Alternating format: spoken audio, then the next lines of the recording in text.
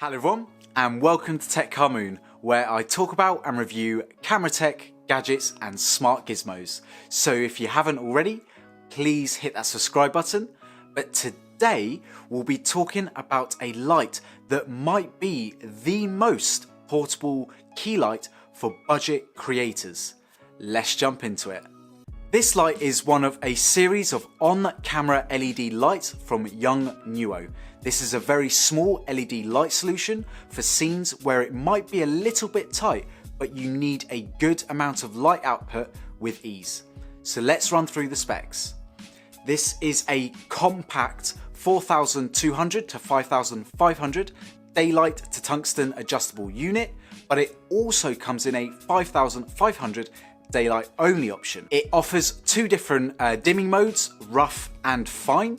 We've also got an IR remote, 4 barn doors as you can see, power on adjustable knob as well, and we've also got two filters, a white one and an orange one. Now it can be powered with a Sony MPF series battery, so a very popular battery like the one that you see just here, or you can use an AC power adapter, but unfortunately both of those options are not included in the box. Located on the back of the device is a push button LED display that also shows the remaining battery life. Now talking about battery, on a 5200 milliamp hour battery, you can power the light for up to 120 minutes. This light itself can be adjusted at 10% increments in coarse mode, but we can also adjust the mode to fine, which allows it for 1% increments. Now I actually found myself using the coarse mode a lot more than the fine mode. Now if you've got the bi-color option, like this one here, you can also adjust the color of the temperature of the light on the back. All that you need to do is just select which one you want to go for in terms of the bulb, so the 3200 or the 5500, tap which one and then use the knob to adjust on the back. There is also a battery button in the back of this unit so that you can actually see how much battery is left in the actual Sony MPF battery. That is a really nice feature. The light itself has 3 different mounting options. So you can mount it on the camera via the hot shoe. You can also mount it on a flat surface with the mini plate, or you can have it handheld like I have here with the included handle. I haven't really used this much except for in this video. Now the version that I have here is the bi-color, which has got 150 daylight and 150 tungsten balanced LEDs, which allows you to adjust the light from 3200 to 5500 color temperature. If you mainly use daylight, just remember that you're only using 50% of its power.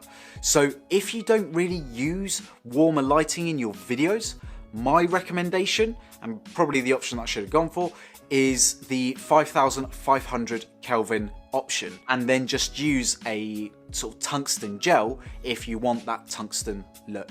That way you're using all 300 bulbs of output. The light itself, as you can see, has got 4 barn doors, which don't feel too flimsy at all, but they aren't the most solid barn doors I've ever felt either. It also includes 2 filters, one orange and one white, and all that you need to do is just slide it into the light and it's really easy to access. So if you have anything covering the front of the light, let's say like a soft box or a diffuser, you can easily swap these out. I will put a link in the description below for recommended soft boxes as well as some lighting gear as well. I will also run through different setups that you can do with this light, as I think it's a very adjustable light. Moving on.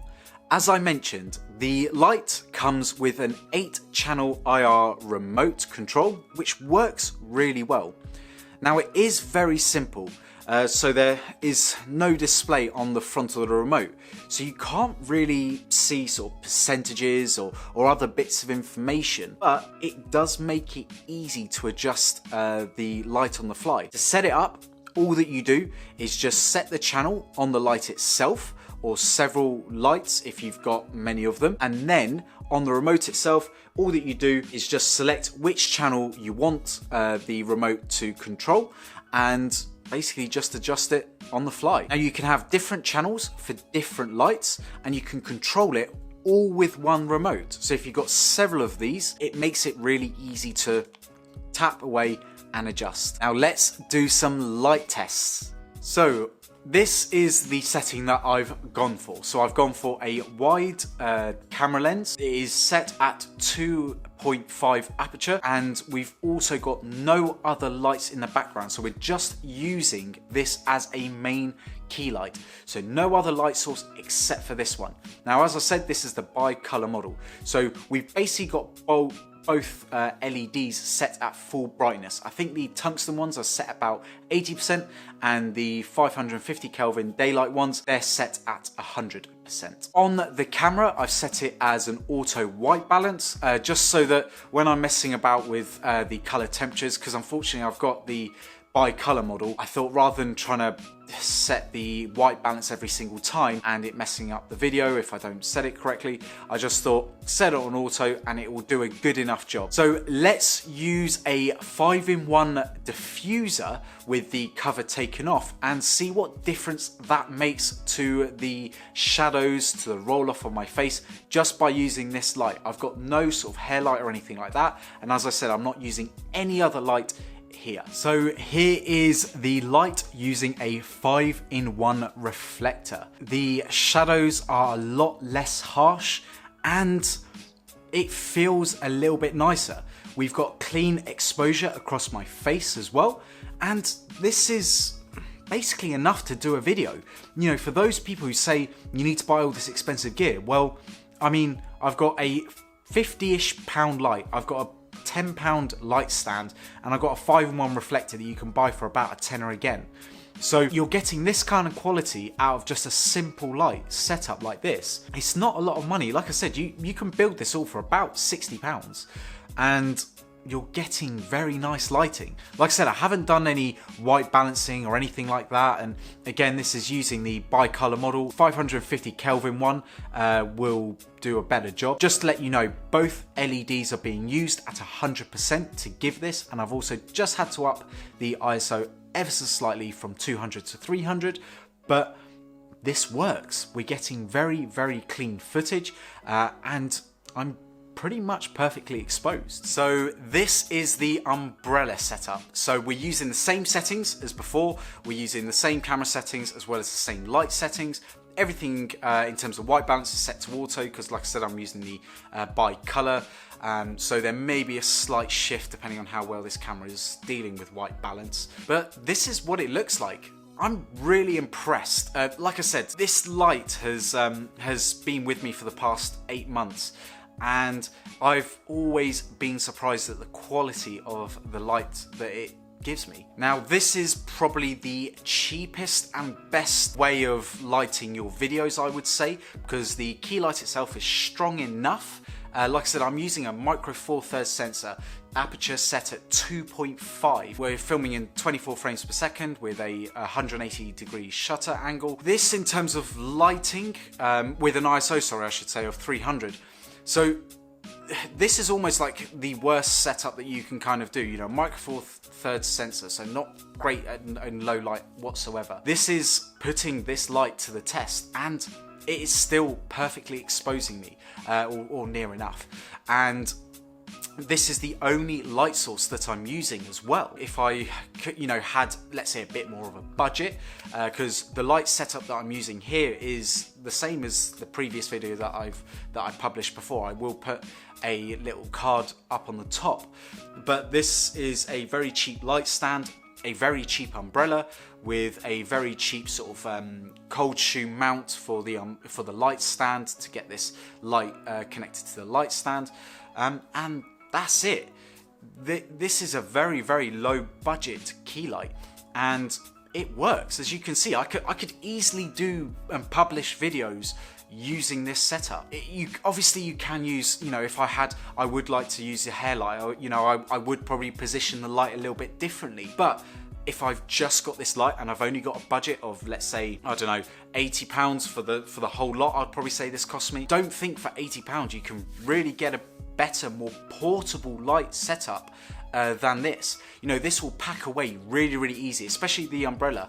You know, you've got the umbrella, the light stand is a very small light stand, and the light, again, is a very small light. So in terms of portability, this is something I can just quickly pack away, and that's it. This is something that you can really, really just chuck in your bag, and you've got that key light no matter where you are. I don't think there is another light out there that can tick a lot of these boxes. So let's jump back to the other room. The light features a Bluetooth app. Now you can connect up to 8 lights and control them through the app, or as I mentioned before, through the remote. If you want more feedback, the app connects via Bluetooth to this light, and the smartphone app can work up to 49 feet away. One thing to note about the app is that it's not available through the App Store. Now, I had to go to their website and then download it. Now, I found this actually very difficult, and I'm not exactly a technophobe,